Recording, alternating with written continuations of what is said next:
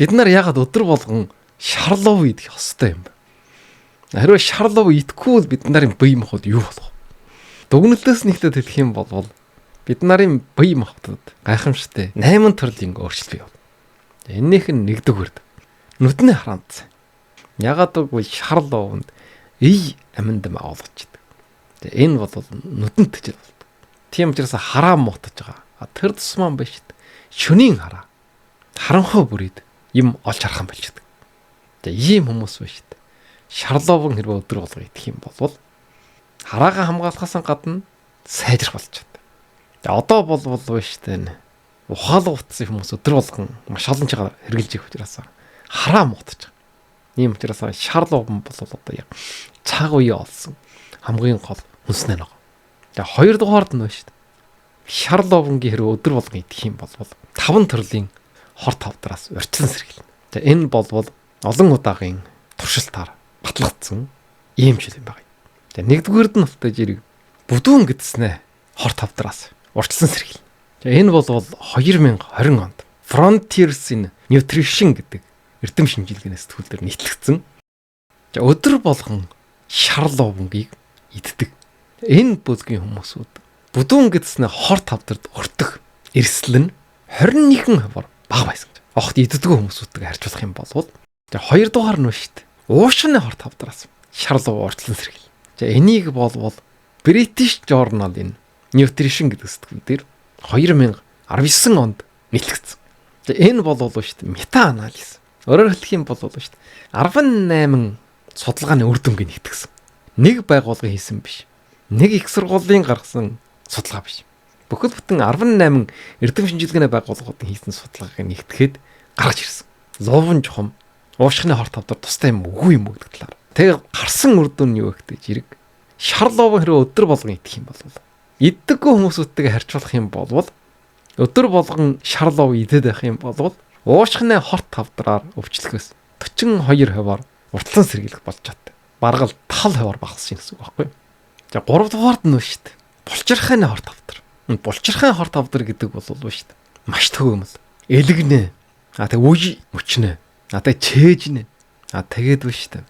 Насан туршидын умайн хор тавдар. Энэ бол шүү дээ. Булчирхайн хор тавдар. Энэ төрлийн хор тавдрыг бүр 66%-аар уртлан сэргийлэх болж чаддаг гэж. Ингэж гарч ирсэн байгаа юм. Энэ судалгаан дээр. Гэхдээ энэ нь бол шүү дээ. Тамхи татдаггүй хүмүүс гэж байгаа юм. Тамхи татдаг хүмүүс бол бас тэгж өдөр болгон шарлов ийдсэн ч гэсэн ийм нөлөөлөл байдаггүй юм байна. Угаасаа тамхи татна гэдэг нь тамхинаас болсон олон төрлийн хор тавдар үүсэх учраас.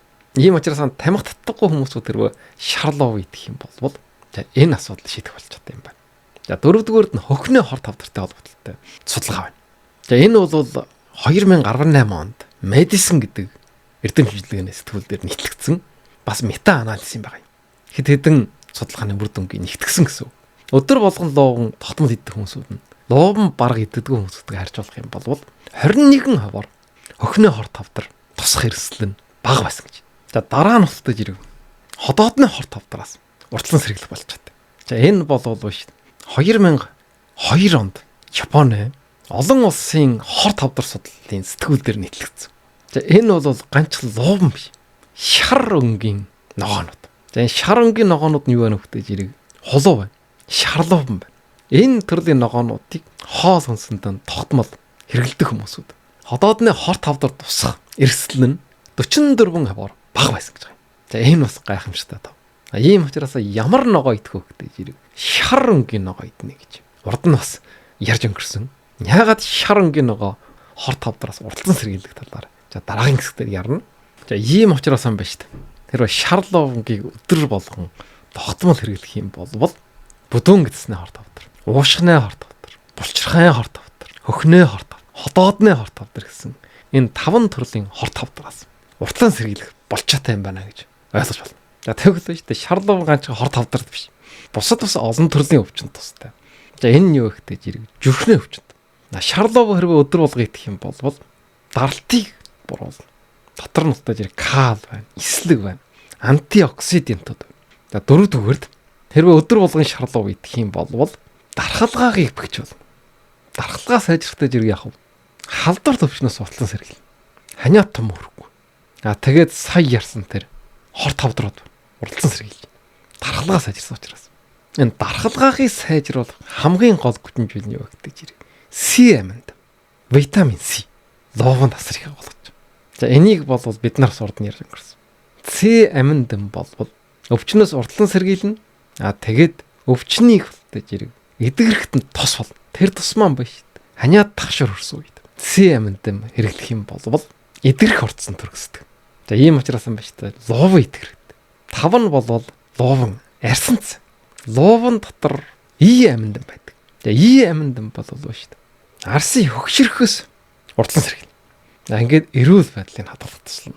Тийм учраас гоо сайхандаа анхаарал тавьдаг хүмүүс бол шар ловон идэж явах юм бол үжигсэнтэй сайхан байдлаа алдахгүй. Гэтэ жир хүмүүс шууд И аминд миг нь бэлдэмлий хэрэглэе гэж тэгж бодож магадгүй. Гэтэл тэр бол сөрөг нөлөөтэй. За энэний дараагийн хэсгээр ярина. За 6 дугаард нь шар ловон хоол боловсруулах үйл ажиллагааг сайжруулдаг. Ходоод гэсэн тустай гэсэн. Яагаад гэвэл дотор нь эслэг агуулгаж байгаа. Тийм учраас өтгөн хатдах хүн бол тэр тусмаа шар ловон идэж хэрэгтэй. За 7 нухтай зэрэг шар ловон бол жусантах сахарын хэмжээ гэж хожуулах чадвартай. За шар ловонд бол GI гэдэг бүрэлдэхүүн их бага байдаг. Тийм учраас жусантах сахарын хэмжээ огчм дэвшилгээс сэргийлдэг. Өөрөөр хэлэх юм бол чихрийн шижин болохгүй гэсэн. За 8 нь бол ловон хэрвээ өдөр болго идэх юм бол эсийн хөгшрөлөөс уртлан сэргийлнэ. За хүний биеийн эс бол хөгширж яадаг, эсэлж яадаг, зэвэрж яадаг. За энийг болтой зэрэг уртлан сэргийлэх, хамгаалах ийм үйлчлэгтэй. Шар ловон өдөр болго идэх юм бол өвчин жавланд барихдахгүй тэгээд урт насалдаг баг. За тэгвэл энэ хэсэг дээр 8 зүйл ярлаа. Шар ловон хэрвээ өдөр болго идэх юм бол нэгдүгээрд нүд мутахгүй. Нүдний хараа сайжирна. Хоёрдугаар талдаа зэрэг 5 төрлийн хор тавдараас уртлан сэргийлнэ. 3 дугаар зүрхний өвчнөө эрсдлийг бууруулна. 4-д дархлаагийг сайжруулна. 5-д арьсны гоо сайхан эрүүл мэндэд тустай. 6-д хоол боловсруулах үйл ажиллагааг дэмжинэ. Өтгөн хатгах тустай. 7-д нь чусантах сахарын хэмжээ гэж хожуулна. 8-д нь эсийн хөгжрлөөс уртлан сэргийлж өвчин нэмэхэггүй уртан наслуулна. За ийм гайхамшигтай 8 төрлийн үйлчилгээтэй. За тэгвэл биш үү? Яагаад ловон ийм идчиттэй юм бэ гэх юм бол шар ловны шар өнгө. За энэ нолтой жирэн каротинууд гэдэг эд юм байна. Байгалийн өнгө. За энэ ганцхан шар биш. Улвар шар өнгө. Шар өнгө. Улаан өнгөтэй жимс нэг онтор байдаг. Шар ловон, холоо, тарвас. Эднэр талтай жирэг их хэмжээгээр агуулж байдаг. Энэ каротинууд нолтой жирэг хүний биед орсныхаа дараа И амин тэжээл болж өөрчлөгдөж гэж байна. Ангиас саяын хэлсэн дархлаагийг сайжруулдаг, хор тавдрын эсрэг байдаг, хараагийг сайжруулдаг, арсыг хамгаалдаг. Тэр тусмаа тэр ихтигаан туянаас хамгаална. Гэх мэтийн энэ гайхамшигтай үр дүн болтой зэрэг энэ шар ловон дагуулгаж байгаа бета каротин гэдэг эттэй холбоотой. Гэтэл биш үү? Энэ дээр биш үү? Нэг асуудал байгаа юм. Энийг бол өстэй жаавал мэдэж авахгүй болохгүй. Гэтэ зэрэг хүмүүсийн толгойд төр юу орж ирэх вэ? За би баг ловоо олж идэхгүй байгаа. Шар улаан өнгийн жимс нөгөө идэхгүй байж байгаа. Тэгвэл шууд тэр амин тэжээлийн аваад уучих гэж. Тэгж боддог. Эсвэл одоо хүртэл энэ амин тэжээлүүдийг авч бэлнээр нууж хэрглэж байгаа. Ийм хүмүүс асар олон байж байгаа. Тэгвэл биш үү? Энэ нь гэдэрэг сөрөг нөлөөтэй. Бүр биш үү? Хор тавдар үүсгдэг. За ягаад энэ саплмент бэлдэмлэр нь хэрвээ энэ бета каротин эсвэл И аминдамыг хэрэглэх юм бол хор тавдар үүсдэг гэвэл байна шүү дээ. 90-ад оны үеэс эхлээд энэ бета каротин И аминдам нь тамхи татдаг хүмүүс. Тэгээд байна шүү дээ. Бас нэг төрлийн өвчин байгаа. Тэрний юу гэдэг чинь асбеста гэдэг өвчин. За энэ бол байна шүү дээ. Гол нь энэ барилга барьж байгаа. Барилгын гачир.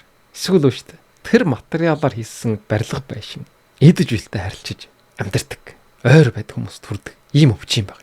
За энэ асбест нь бол байна шүү дээ. Тэр шүрмсэн чулуу гэдэг чулуунаас гаргаж авсан минерал юм байна. Барилгын материалуудад асар их хэрэглэгдэжсэн.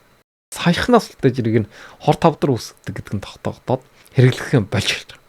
За энэ өвчнүүдэд үлдээж ирэг саяын эсвэл ловон дагуулгаж байгаа энэ амин тэжээлүүд тус болдог гэдэг. Тэрийг үлдээж ирэг цаапл минт хим тэжээл эмийн бэлтгэл болгоод хүмүүс өргөнө хэрэгжсэн байхгүй юу. Тэгээд тэр нь хэр жиргий үр нөлөөтэй байна уу гэд судлаад утсан ч нь ба шүү дээ. Тэр нь үр нөлөө байхгүй мөртлөө энэ хоёр төрлийн өвчнөд сөрөг нөлөөтэй. Харин ч хор тавдар нэрвт хэрэгслийг нэмэгдүүлжсэн байна. Тэгээ энийг мэдсэн. Энэ бол тийм баларчсан ажил байхгүй юу. Тус болох юм байна гэж уужсэн чинь харин ч хөндрүүлээд хор тавдар болгож ирсэн. Тэгээ эндээс гарах дүгнэлт нь юу гэхтэй жирэг. Энэ бета каротин болоод амин дэм гэдэг зүйл болвол шарл овноос хүнснээ ногоо жимснээс авч хэрэглэх юм болвол сөрөг нөлөө байхгүй. Харин бэлдмэл чигээр нь их хэмжээгээр уух юм болвол сөрөг нөлөөтэй гэсэн ийм ойлголт юм байна. Ийм учраас энд ярьж байгаа энэ зүйлийг заавал анхаарлаа хандуулаад ойлгох хэрэгтэй. Лувын чигээр нь итгэхэд болвол ямар ч асуудал байхгүй гэж байна. Гэхдээ гítэртэл идэж болохгүй. Яг ямар хэмжээнд идэх гэдгийг төгсгөлийн хэсэгт хэлнэ. Тогтмол тодорхой хэмжээнд идэх юм болвол сайн. Тэгээд саплмент ганцхан тэр төрлийнх нь бодисыг агуулсан. За тэр тэжээлийн юм хэрэглэх юм болвол сөрөг нөлөөтэй гэсэн. Энэ бол ганцхан одоо энэ бета каротины асуудал биш. Амин дэм гэсэн байна шүү дээ. Саплмент хэвээр нь их хэрэглэх юм болвол элгийн гэмтээдэг. Яснаа натарлыг бууруулдаг. Уурад гажих нөлөө үүсгэдэг. Өөрөөр хэлэх юм бол жирэмсэн эмгтэж чад хэрэггүй гэсэн. Гэгмэтийн сөрөг нөлөөлөд байгаа. Бусад дийлэнх одоо саплментууд, тэжээлийн юмнууд сөрөг нөлөөтэй. Тийм учраас тэрийг хэрэглэх хэрэггүй. Эний дараа нь тусгай дугаар бэлдэж ярина. Хамгийн сайн хоол уснаас авах явдал. За тэгвэл дараагийн асуудал. Дараагийн асуудал нь шүү дээ. За тэгвэл биш дээ. Бэлдмэл хөвөр нь ууж болохгүй. Тэгвэл биш дээ. Шарловынгийн шүүс. Жүүсийн уул яах вэ гэдэг асуудал.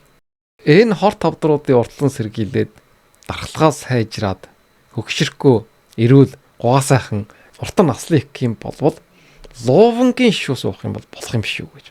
Ингээд энэ чиглэлээр бичсэн ном жохолоод байдаг. Дэлгүүр хоршоонд ч гэсэн лувангийн жүүсийг төрөл бүрөөр нь үйлдвэрлээд худалдаж байгаа. Тэгэхээр тэрийг авч уугаад байвал болох юм шүү гэж. Гэтэл биш сүүлийн үеийн ойлголтоор бол тэр бас тэдийлэн сайн үрдэн байхгүй. Ягаад гэвэл тэрийг хөлтөж ирэх жүүс болгочих юм бол яах вэ? Нислэг нь байхгүй болж байгаа. Тэр бүрэлдэхүүнийх нь баланс нь олгоно гэсэн үг л дээ.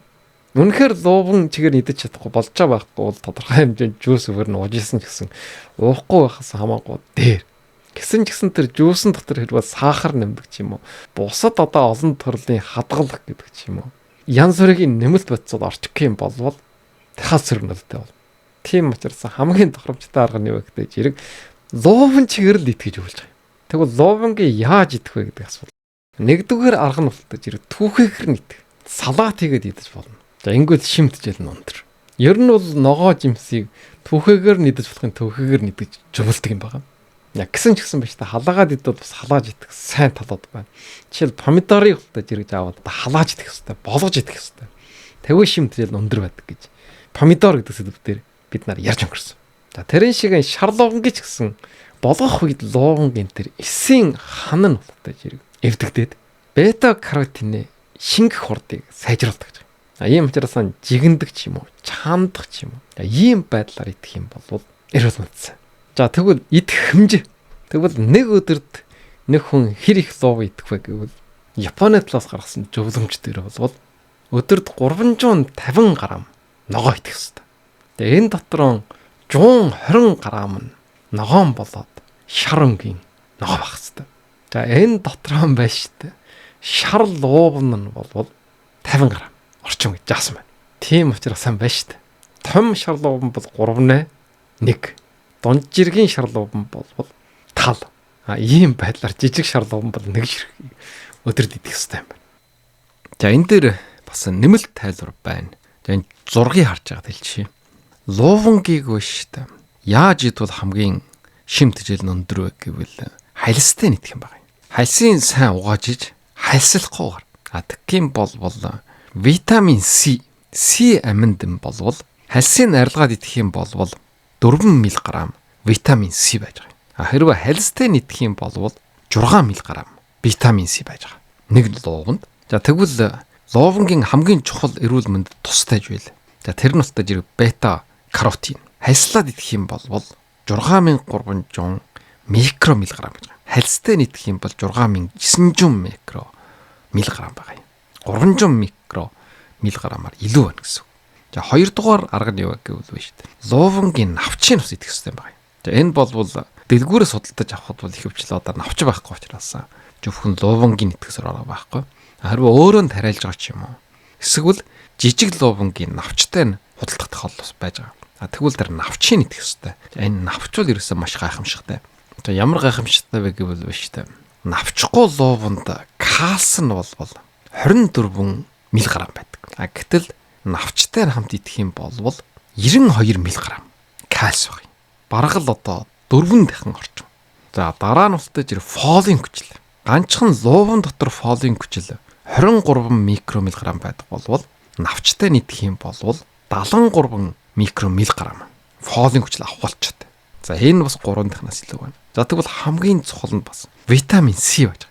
Навчгүй луванг идэх юм бол 4 мг витамин С байх юм бол навчтай идэх юм бол 22 мг витамин С авах болчиход.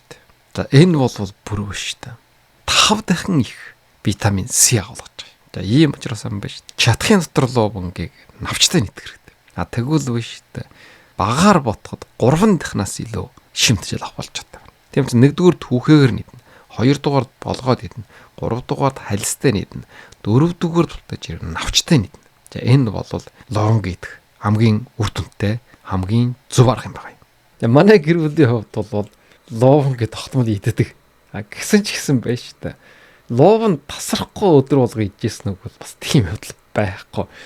Ямар ч байсан дэлгүүрд орох үед ловнгийн үн ханшин боломжийн юм бол лов авчраад идчихэдэг.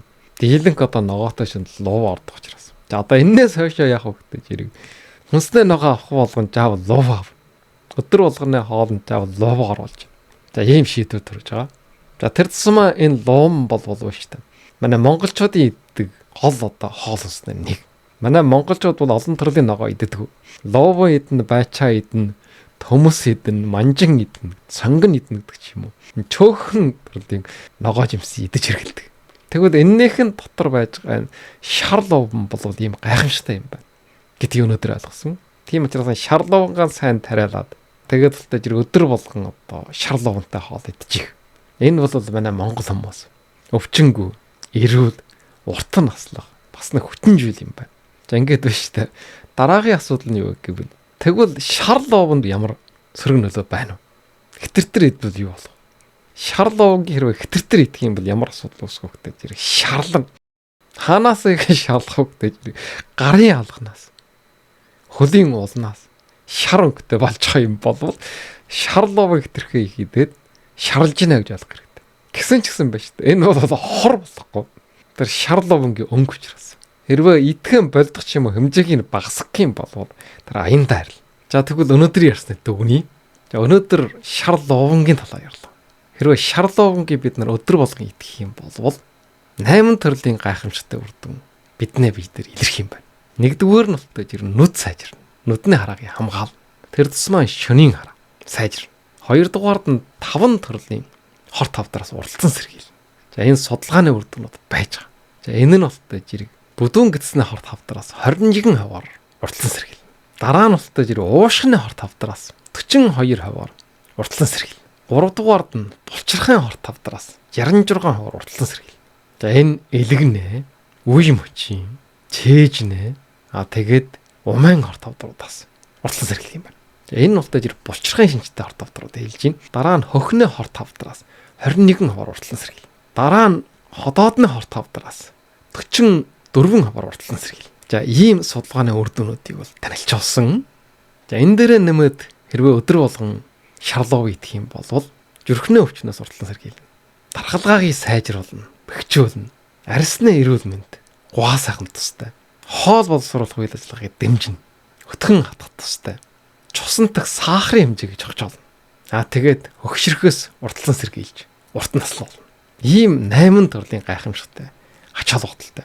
Тэгвэл яагаад ловн одоо ийм олон төрлийн ач холбогдолтой байдаг вэ гэвэл вэ шүү дээ. Энэ дотор хамгийн гол нь одоо бета каротин гэдэг шүү дээ. Гэтэл бета каротин сайн боловч вэ шүү дээ. Хоол хүнсээр биш. Шууд бэлтэмлэр, саплментээр хэрэглэх юм бол гэдэргэн сөрөг урд. За энэний онцгой анхаарах хэрэгтэй. тэр тус маань тамхи татдаг хүмүүс. Эсвэл ууштай асбестийн хордлоготой хүмүүс.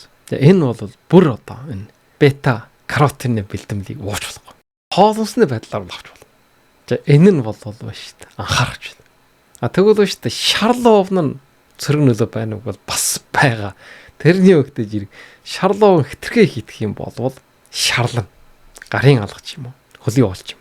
Гэхдээ энэ бол шүү дээ. Хэмжээг нь багасгах юм уу? Хэрэглэхэн байх юм бол өнгө нь харил. Эрүүл мэндэд хор байхгүй. Тэгээд лувангийн чухам луван чигээр нийтхүү эсвэл лувангийн жуус болгож уух уу гэдэг асуулт ярьсан. Жуус болгож уугаад бол хэрэг байхгүй. Эслэг нь алга болгож ирсэн. Эрүүл мэндэд тэдэн сайн биш. Харин байж луван чигээр нийтэх юм бол эрүүл мэндэд сайн. Ийм учраас түүхээгээр нийтэж болно. Тэр тусмаа байж та хальсыг арилгахгүй хэрэгтэй. Хальслахгүйгээр идэх. Амин тэжээл эйн үлдээ зэрэг хальсанд нэг болгож идэг. Тэгээд болгож идэх юм бол илүү шингэж сайтай.